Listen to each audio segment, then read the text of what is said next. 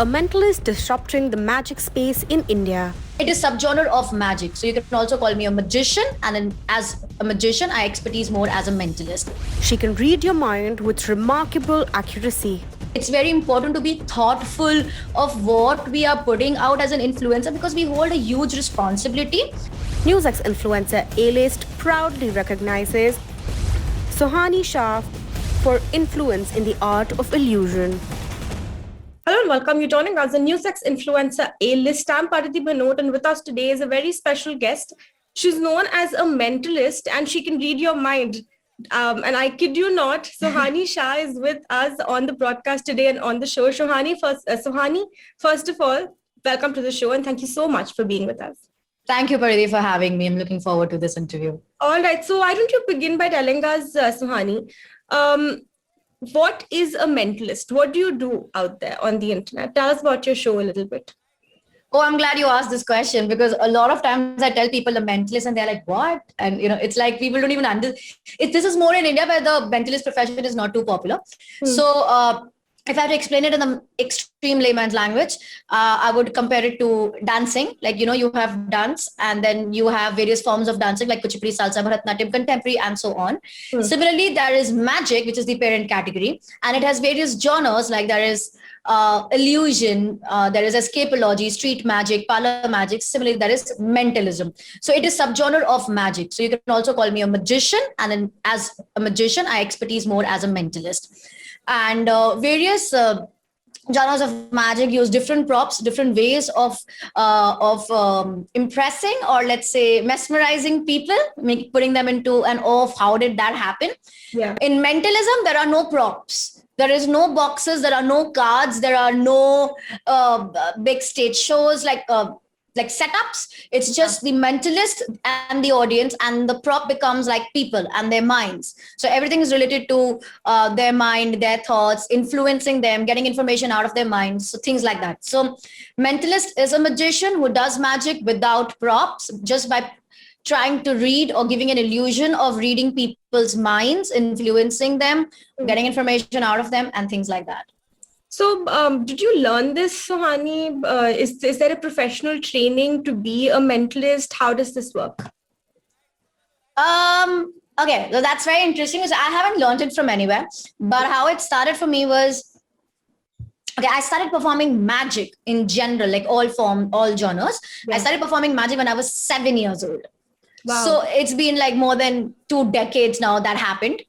And as in the process of starting doing stage shows, when I did a stage show, it was a mix of all the genres. It also had like a bit of mentalism, a bit of escapology, a bit of illusion. It was like mixed. So I was doing a proper stage show, which had a mix of everything. And, city to city, we used to travel. Yeah. And few years back, I realized that was too much. Like 2 trucks of goods and 30 people to assist me. And if I wanted to get into the corporate sector and, level up my game, I need to do something more because stand-up comedy had taken over the country. So I realized that it's important to capitalize on that as well. So what I did was, from an illusionist, I started to adapt into mentalism. And I did an entire show of mentalism and I put up my videos and the videos went viral. So that happened. So it was never like a formal training that I've taken for anything. Okay. In terms of magic, and it just happened. Like my transformation, it was very slow. Yeah. To turn from an illusionist to a mentalist. Took a lot of time, a lot of mistakes on stage, off stage. A lot of that happened, but then 2017 was the time I turned into a mentalist, and then I was like, this is what I'm going to do now. This is what I love doing the most. I want to ask you 2 things then, Sohani. Firstly, as a woman content creator, and not to put focus on this or anything, I just want to understand from you what it's like to be a woman content creator out there, right? What are the certain disadvantages and advantages that you see? What are the challenges that you're facing or that you faced earlier? Okay, I'm going to be really blunt and candid over here. If I have to say disadvantages, there have definitely been a lot. In fact, even before starting a live streaming on YouTube and thinking, should I take up the digital space, I was very worried, thinking I'll be trolled. I'll be like, people will say things to me. What am I going to wear? How am I going to look? Because I don't know what people may start commenting on. And I come from a very protective space. So that worry was there. But when I did start, there was a lot of love. I was overthinking about the negativity, but there was a lot of the love that came in. So I think a lot of times it's a projection of what you are doing. But I will not only say that. It was not that I never got any negativity. What used to happen is if I make a little mistake, like just a very tiny thing, it was blown out of proportion. If I'm doing a game, I have received so many comments saying, "Arey ladki gaming nahi kar sakti, tu gaming kyun kar rahi hai? It's not meant for you." And if you don't play well, it's even worse. You're not. What I realized was, which I still do till today. It's been a year. It's 1 million subscribers on YouTube, but till today, I have seen that I am not allowed to make mistakes.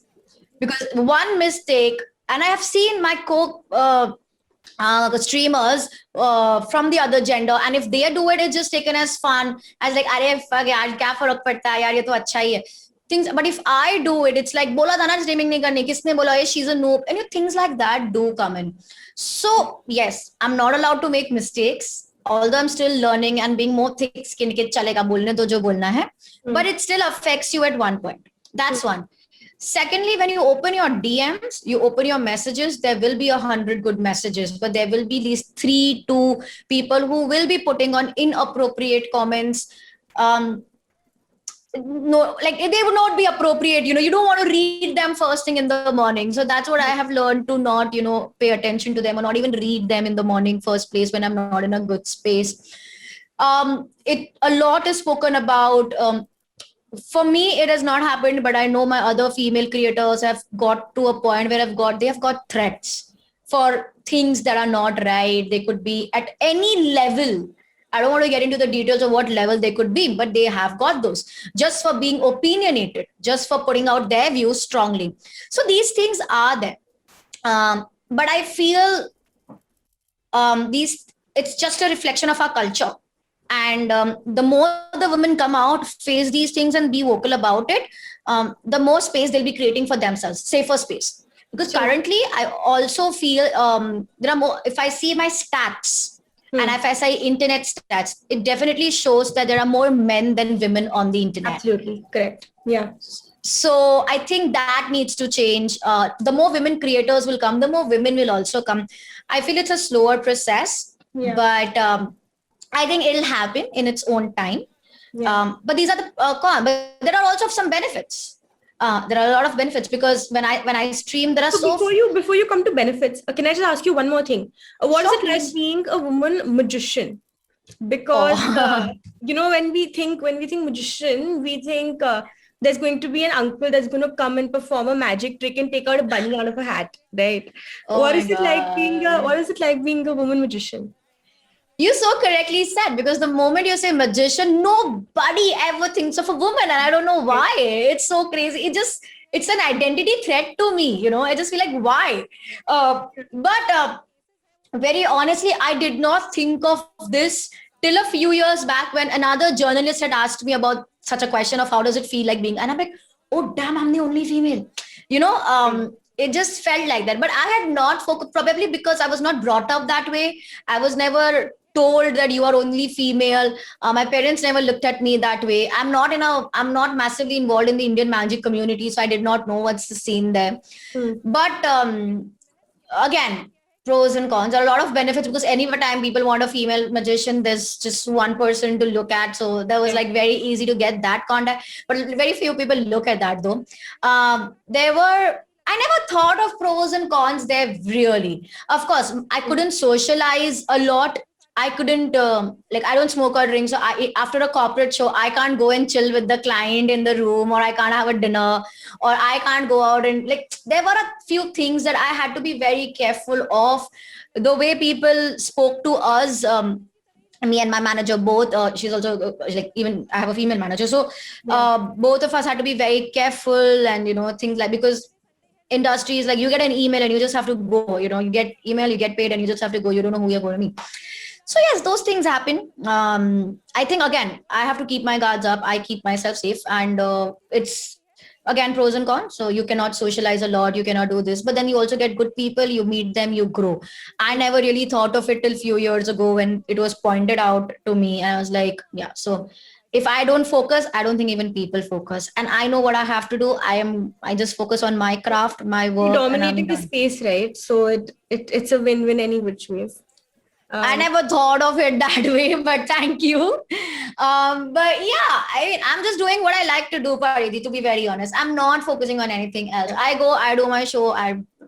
A lot of times I don't even understand when people are talking to me in a way that's inappropriate. And I'm like, okay. And then, I'm like, just go to my room. So it's like in your mind a lot of times that if you don't focus, you don't see it also. And I think like to and that happens with all of us, right? I mean, as a woman, I would agree with that, because you're not constantly thinking that somebody comes from an ill place, right? So you just take their words for what they are, and then eventually you realize, oh, but in hindsight, that was not appropriate. Like I should have called that. That correct. That happens quite late because you are in a workspace and you're just in a work mode, and you're just being in your you're so focused in what you are doing, and meeting people in a space that okay, they're coming to either appreciate you or tell you what needs to be done in their performance and things like that. Absolutely. And very later you realize, oh damn, that wasn't what he was supposed to say or things like that. But again, initially it used to bother me very honestly, but now I'm like, let's just focus and move on. Let not anything stop you. All right. So before we let you go, Suhani, and I've run out of time, so I need to wrap this up very quickly. What do you think content creators such as yourself, that are in the magic space, what do you think you need right now? What is the one thing, if, through the television medium you could put out there, what do you think you guys lack, and what do you think the community needs right now? Needs. I think, okay, I have to think over this in terms of, you're talking about what the digital space need? Just the community in general. So it as magician, it could be an influencer community. It could be the magician community. What do you think is needed? What do you think is the need of the hour for the influencer or magician community right now? Okay, I think if I say what is needed is, I think it's very important to create a very safe space on the internet. I'm speaking more from an influencer perspective, because I think actually not even as an influencer perspective, as a person on the internet space, on the digital, it's everybody. There are because there are kids who are too exposed to internet, that are out there. So creating a safe space on the internet, I think is an extreme need of the hour. Be it for entertainment field, be it for the news, be it for any place. People who are commenting need to be kinder. People who are creating content need to be more careful of, there are a lot of clickbaity stuff that they create. They put up those very fascinating and a very shocking thumbnails out there to attract more viewers. I think it's very important to be wise. It's very important to be thoughtful of what we are putting out as an influencer, because we hold a huge responsibility. And as a commentator also, it's very important for us to be kinder and wise, because people are working very hard to create content. It takes, it could be you having a bad day or you feeling lonely and you putting out bad negative comments out there. So I think all in all, the influencers as well as the comment viewers need to be more wiser and create a more safer space on the internet. I think that is something that's needed, not just for influencers, but for everybody, because internet is just going to grow more. Yeah, absolutely. All right, Suhani, this has been a very, very fascinating conversation. Thank you so much for joining us on Newsx Influencer A-List, and more power to you and more power to the work that you do. For more such videos, subscribe to the Newsx YouTube channel, hit the bell icon.